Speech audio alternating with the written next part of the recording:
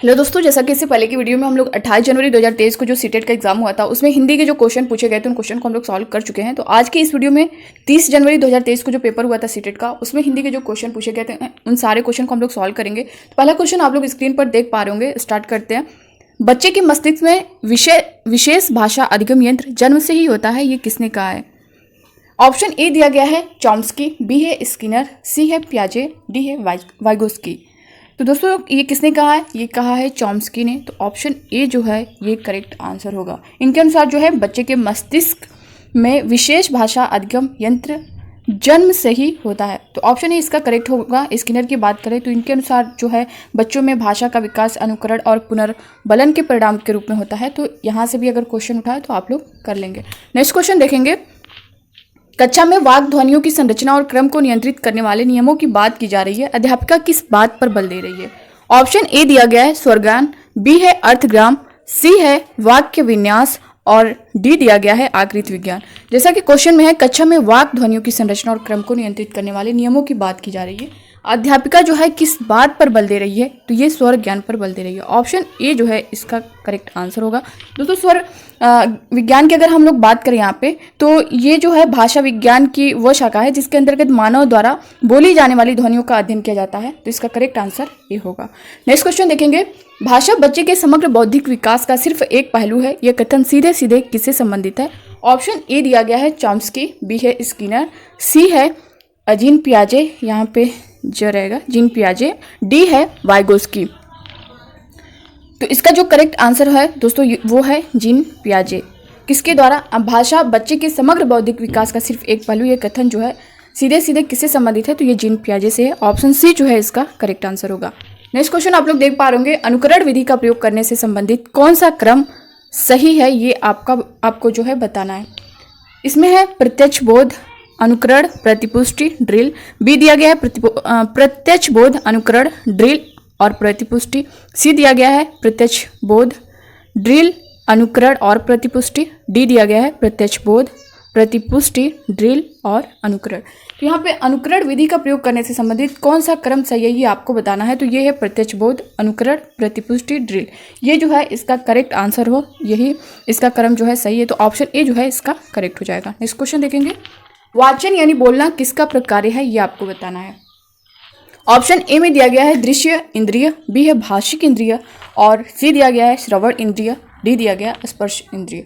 वाचन यानी बोलना किसका प्रकार्य है? तो दोस्तों ये जो है भाषिक इंद्रिय का है। ऑप्शन बी, जैसा कि बोलना की बात की गई है तो ये भाषिक इंद्रिय में आ गया। तो ऑप्शन बी जो है इसका करेक्ट आंसर होगा। ठीक है, नेक्स्ट क्वेश्चन देखेंगे।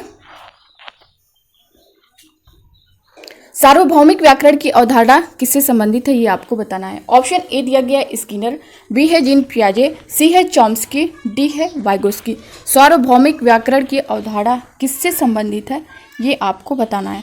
तो ये किससे बताना है, आप लोग भी अपने आंसर करिए। दोस्तों देखिए, सार्वभौमिक की व्याकरण की अवधारणा जो है ये चॉम्स्की से संबंधित है। तो ऑप्शन सी आप देख पा रहे होंगे, ये जो है उसका करेक्ट आंसर होगा। नेक्स्ट क्वेश्चन देखेंगे। अध्यापक कक्षा में इस बात पर ध्यान दे रही है कि शिक्षार्थी ध्वनिग्राम और विभिन्न संरचनाओं की समझ अच्छी तरह से बना ले। अध्यापक किससे प्रभावित है? ऑप्शन ए दिया गया है कार्यात्मक उपागम, बी है संज्ञानात्मक उपागम, सी है संरचनात्मक उपागम, डी है कोश विषयक उपागम। अध्यापक कक्षा में इस बात पर ध्यान दे रही है कि शिक्षार्थी ध्वनिग्राम और विभिन्न संरचनाओं की समझ अच्छी तरह से बना ले। अध्यापक किससे प्रभावित है? तो ये संरचनात्मक उपागम से प्रभावित है। ऑप्शन सी जो है इसका करेक्ट आंसर होगा। नेक्स्ट क्वेश्चन देखेंगे।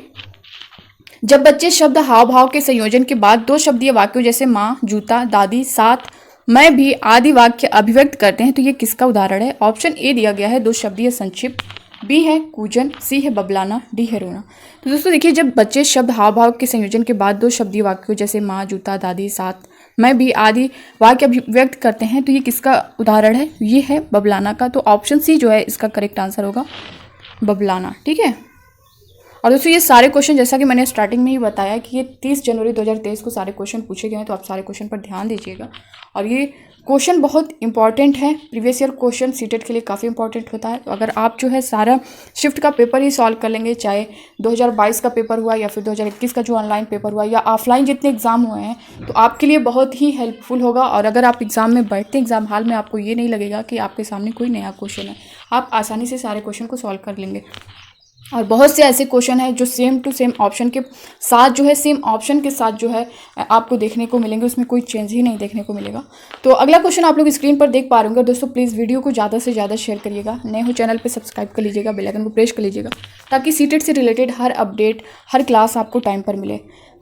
निम्नलिखित में से कौन सी पहल विद्यार्थियों को अधिकांश मुख्य भारतीय भाषाओं की उल्लेखनीय एकता से परिचित करवाएगी? ऑप्शन ए दिया गया है स्वच्छ भारत अभियान, बी है एक भारत श्रेष्ठ भारत, सी है सर्व शिक्षा अभियान, डी है डिजिटल इंडिया कैंपेन। निम्नलिखित में से कौन सी पहल विद्यार्थियों को अधिकांश मुख्य भारतीय भाषाओं की उल्लेखनीय एकता से परिचित करवाएगी? तो ये है एक भारत श्रेष्ठ भारत। ऑप्शन बी जो है इसका करेक्ट आंसर होगा। ठीक है, सर्व शिक्षा अभियान के अंतर्गत जो है 6 से 14 वर्ष की आयु, कितना 6 से 14 वर्ष की आयु के बच्चे के लिए मुफ्त और अनिवार्य शिक्षा को मौलिक अधिकार के रूप में प्रदान किया गया है। तो इसका जो करेक्ट आंसर है ऑप्शन बी है। नेक्स्ट क्वेश्चन देखेंगे, निम्नलिखित में से कौन सा संकेत कूट को बनाने वाला इनकोडर है? ऑप्शन ए है प्रेषक, बी है संकेत, सी है चैनल या फिर धारा, डी है ग्रहणकर्ता। तो ये है क्या है, प्रेषक है वाला इनकोडर है, तो प्रेषक होगा। ऑप्शन ए जो है इसका करेक्ट आंसर होगा। अगला क्वेश्चन देखेंगे, प्रत्येक व्यक्ति के पास भावनाएं, अनुभूतियां, विचार हैं और सभी अपने जीवन के अनुभवों को अभिव्यक्त करना चाहते हैं, भाषा के प्रयोग द्वारा स्वयं को अभिव्यक्त करते हैं। इस स्थिति में भाषा का कौन सा प्रकार संलग्न है? ऑप्शन ए दिया गया है अभिव्यक्ति, बी है सूचनात्मक, सी है अंतःक्रियात्मक, डी है संरक्षण। तो इसका कौन सा प्रकार संलग्न है? तो दोस्तों ये है अभिव्यक्ति। ऑप्शन ए जो है इसका करेक्ट आंसर होगा। नेक्स्ट क्वेश्चन देखेंगे, निम्नलिखित में से कौन सी तकनीक भाषा उच्चारण सिखाने के लिए प्रयुक्त नहीं की जा सकती? ऑप्शन ए दिया गया है इसमें प्रयुक्त नहीं की जा सकती, ये आपको बताना है। ऑप्शन ए है गीत गाना, बी है कविता पाठ, सी है स्वर पठन, डी है कहानी लिखना। कौन सी तकनीक भाषा उच्चारण सिखाने के लिए, भाषा उच्चारण की बात की गई, तो दोस्तों ये तो होगा गीत गान, कविता पाठ, सस्वर पाठन। कहानी लिखना, यहाँ पे लिखने की बात की गई, तो ये जो है नहीं होगा। तो ऑप्शन डी जो है इसका करेक्ट आंसर होगा। अगला क्वेश्चन देखेंगे, जब शिशु व्यंजन स्वर के मिश्रण की लंबी तान में स्वयं को अभिव्यक्त करते हैं, जैसे कि बा बा बा बा, इस तरह का ना ना ना ना, ये किसका उदाहरण है? ऑप्शन ए दिया गया है कूजन, बी है बबलाना, सी है रोना, डी है गति। तो ये जो है बबलाना में आएगा, जैसा कि यहाँ पे दिया हुआ है। ऑप्शन बी जो है इसका करेक्ट आंसर होगा। नेक्स्ट क्वेश्चन देखेंगे, भाषा अधिगम सामान्यतः उद्दीपन प्रक्रिया संबंध का विषय है, जिसे प्रतिरूप, अभ्यास, अनुकरण और कंठस्थीकरण द्वारा अर्जित किया जाता है। यह कथन किससे संबंधित है? ऑप्शन ए दिया गया है व्यवहारवादी सिद्धांत, बी है प्रकृतिवादी दृष्टिकोण, सी है संज्ञानात्मक सिद्धांत, डी है रचनात्मक सिद्धांत। भाषा के अधिगम सामान्यतः उद्दीपन प्रक्रिया संबंध का विषय है, जिसे प्रतिरूप, अभ्यास, अनुकरण और कंठस्थीकरण द्वारा अर्जित किया जाता है। यह कथन किससे संबंधित है? तो ये दोस्तों जो है व्यवहारवादी सिद्धांत से संबंधित है। ऑप्शन ए जो है इसका करेक्ट आंसर होगा। नेक्स्ट क्वेश्चन देखेंगे, निम्नलिखित में से कौन सी गतिविधि पठन कौशल विकसित करने के लिए उपयुक्त नहीं है? इसमें से कौन सी गतिविधि जो है पठन कौशल विकसित करने के लिए उपयुक्त नहीं, ये आपको बताना है। ऑप्शन ए है सस्वर पठन, बी है बारीकी से पठन, सी है निष्कर्ष निकालने के लिए पठन, संक्षिप्त रूप का प्रयोग। ऑप्शन डी जो है इसका करेक्ट आंसर होगा। तो दोस्तों ये थे 30 जनवरी 2023 को पूछे गए सारे क्वेश्चन पेडागोजी के, जो हम लोग सॉल्व कर चुके हैं। तो नेक्स्ट वीडियो में हम लोग अगले शिफ्ट का पेपर सॉल्व करेंगे। आप लोग बने रहिएगा इसी तरह चैनल पर। और दोस्तों इतने क्वेश्चन में आप कितना कर पाते हैं, ये भी आप लोग जो है कमेंट बॉक्स में कमेंट करके बताया करिए। तो बस इस वीडियो में इतना है, मिलते हैं नेक्स्ट वीडियो में। तब तक के लिए bye bye, take care, thank you, खुश रहिए, पढ़ते रहिए।